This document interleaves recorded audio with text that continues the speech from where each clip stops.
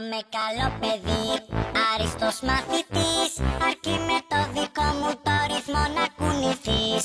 Έλα και εσύ μπορείς να γίνεις χορευτής, αρκεί με το δικό μου το ρυθμό να κουνηθείς. Έλα να χορέψεις για να γυμναστείς.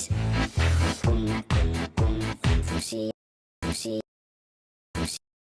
ενθουσιαστείς.